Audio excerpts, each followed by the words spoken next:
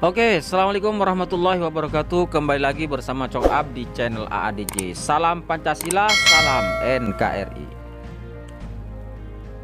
Oke sahabat, kali ini kita akan coba lihat sosok Jonathan Latumahina, seorang ayah dari David yang menjadi korban penganiayaan dari anak petinggi pejabat pajak. Dalam kasus ini kita lihat betapa Jonathan Latumahina ini merupakan seorang ayah yang begitu tegar, kuat menghadapi kenyataan ini. Saya tidak bisa membayangkan ketika seorang ayah melihat kejadian itu. Karena dalam kasus ataupun kejadian itu direkam oleh salah satu temannya, teman Mario yang telah melakukan penganiayaan itu direkam. Dan kalau kita melihat rekamannya itu, wah, betul-betul sadis luar biasa. Jadi tidak bisa membayangkan kalau seandainya kita sebagai ayah, sebagai orang tua melihat kejadian itu secara langsung, pasti akan merasa teriris hatinya dan pasti tidak tahan melihat adegan-adegan itu. Karena korban David ini sampai mengalami koma yang serius beberapa hari. Namun kenyataannya Jonathan Latumahina ini merupakan sosok ayah yang sangat kuat dan tegar.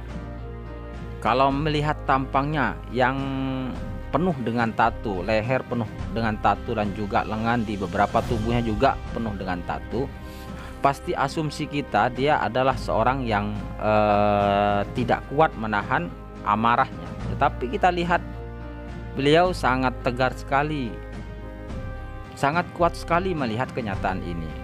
Dan mungkin kekuatan itu juga datang dari orang-orang terdekat, terutama petinggi-petinggi GP Ansor yang selama ini menjadi organisasi yang menjadi naungannya.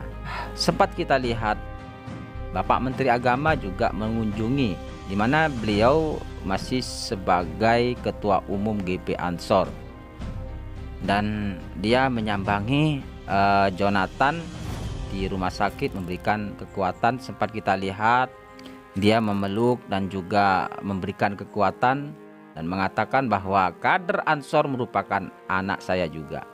Itu merupakan kekuatan dari pimpinan sebagai Ketua Umum GP Ansor. Ternyata Jonathan ini adalah mu'alaf yang mungkin tidak lama juga, karena Jonathan ini sempat mengalami alur hidup yang tidak tentu arah. Namun pada tahun 2017 Jonathan bertemu dengan GP Ansor dan menjalin kedekatan dengan petinggi-petinggi GP Ansor. Mungkin disitulah dia semakin mendapatkan arahan, bimbingan untuk lebih memantapkan perjalanan hidupnya.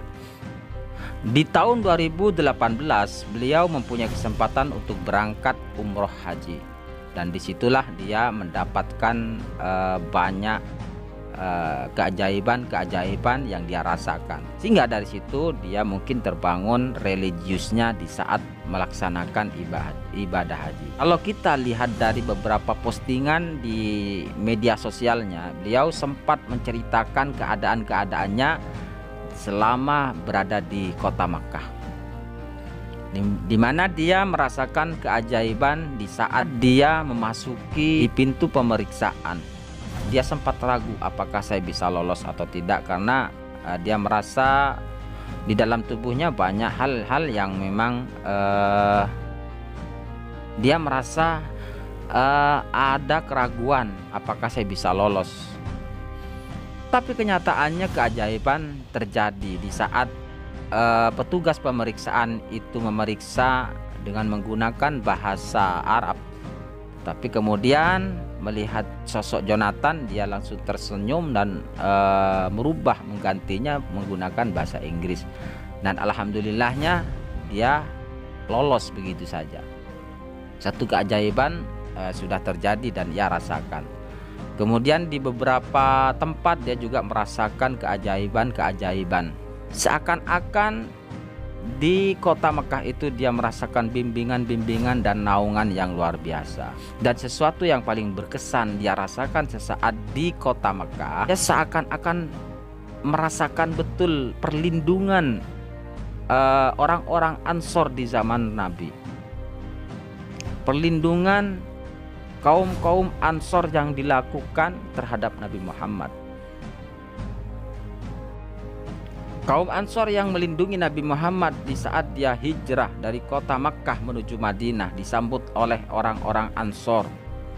Orang-orang Ansor dan siap membela, memberikan perlindungan kepada Nabi Muhammad. Bahkan kaum Ansor rela mengorbankan jiwa, raga, dan hartanya untuk perjuangan Nabi Muhammad. Dan itu dia rasakan di saat melaksanakan ibadah umroh tersebut.